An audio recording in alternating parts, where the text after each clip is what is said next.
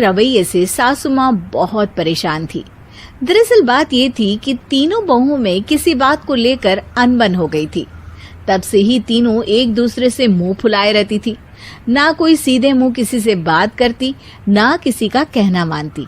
पड़ोसी भी इस बात को जानते थे और जाने कैसे कैसे बातें भी करते। इसीलिए सासू माँ ने तीनों बहुओं को तुरंत अपने कमरे में बुलाया। मैं कई दिनों से देख रही हूँ, तुम तीनों अलग अलग सारे काम कर रही हो। ये सब नहीं चलेगा, तीनों को मिलकर ही काम करना पड़ेगा। सास की बात सुनकर एकदम से बड़ी बहू बोल उठती है। नहीं मम्मी जी, मैं इन दोनों के साथ कुछ नहीं कर सकती। मैं इस घर की बड़ी बहू हूँ, फिर भी ये मेरा कहना बिल्कुल भी नहीं मानती। अरे जेठानी जी, जानबूझकर मुझे डबल काम करवाती है आप। और छोटी मुझसे टेढ़े मुंह ही बात करती है। इन दोनों के बीच हमेशा सैंडविच बन जाती है मेरी, और मैं हमेशा आलू की तरह बीच में मसली जाती हूँ। मम्मी जी, इन दोनों को लगता है कि मैं छोटी हूँ तो इनके पैरों तले दब जाऊंगी, लेकिन नहीं, मेरा भी उतना ही अधिकार है जितना इन दोनों का है। बड़ी आई दोनों मेरी चुगली करने के लिए, मुझे क्या कम समझ रखा है। तीनों बहू एक दूसरे से बहस करने लगती है और सास दोबारा ये देखकर टेंशन में आ जाती है और सबसे कहती है, चुप हो जाओ, अब से तुम तीनों सारे काम एक साथ करोगी। आंख बंद करके एक दूसरे की बात सुनोगी। तुम तीनों इस बात को गांठ बांध लो, वरना अगली छुट्टियों में तुम्हारा अपना मायके जाना कैंसिल। सास की बातें सुनकर डर के मारे तीनों हामी भर देती हैं। जी मम्मी जी, मैं समझ गई। हाँ मम्मी जी, जैसा आप कहें। आप जो कहेंगी मैं वही करूंगी। तीनों बहू सास की बात को गांठ बांध लेती है और वादा करती है कि अब से सारे काम वो तीनों एक साथ मिलकर ही करेंगी। ये सब देखकर सास खुश हो जाती है और वहाँ से चली जाती है। नीचे जाकर वो देखती है कि घर में शर्मा जी आए हुए होते हैं। सास जोर से आवाज लगाकर कहती है, अरे बहू, जरा चाय बनाकर तो लाना, शर्मा जी आए हैं।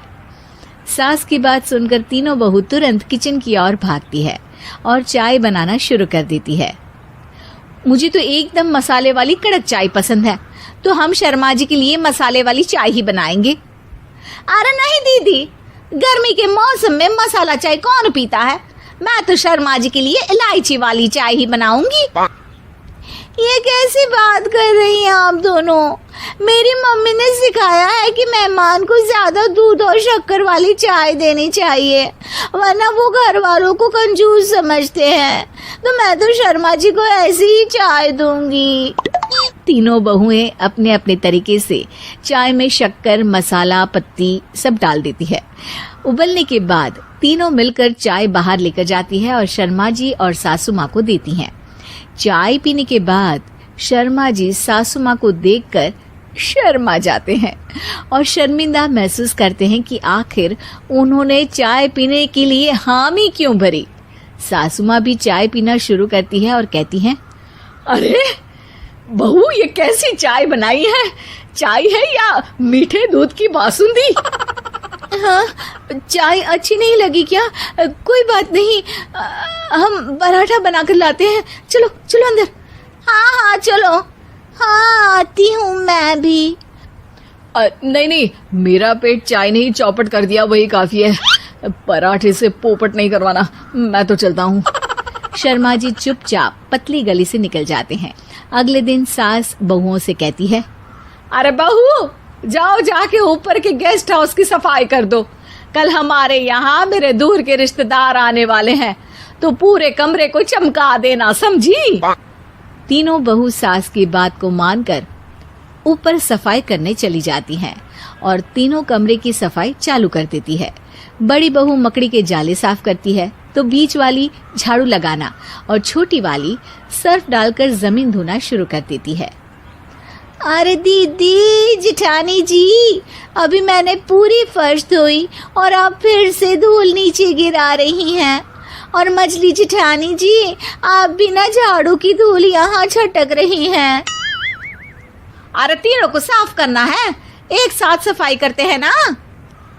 अरे वही तो, हम साथ साथ हैं, घर साफ साफ है। तीनों बहू ऐसे ही काम में उलझ जाती है और 2 घंटे तक एक ही कमरे की सफाई करती रहती है। बहुत देर से अपनी बहुओं को ना देखने के कारण सास ऊपर कमरे में उन्हें देखने जाती है, लेकिन कमरे में घुसती ही वो गीली फर्श पर फिसलने के कारण नीचे गिर जाती है। ओरी मोरी मैया, हड्डी मरोड़ के रख दी। आए मेरी तो कमर ही टूट गई रे। तीनों बहुएं सास को उठाती हैं और बिस्तर पर सुला देती है। अरे मेरे हाथ पैर दर्द कर रहे हैं, दबा दो, आराम मिलेगा। हाँ जी माँ जी। अरे जी माँ जी, जी माँ जी। और तीनों बहुएं एक साथ सास के हाथ को दबाना शुरू कर देती हैं। माँ की तो चीख ही निकल जाती है और नतीजा ये होता है कि सास के बचे हुए शरीर में भी दर्द उठ जाता है। हाय राम, ये क्या कर दिया तुम तीनों ने।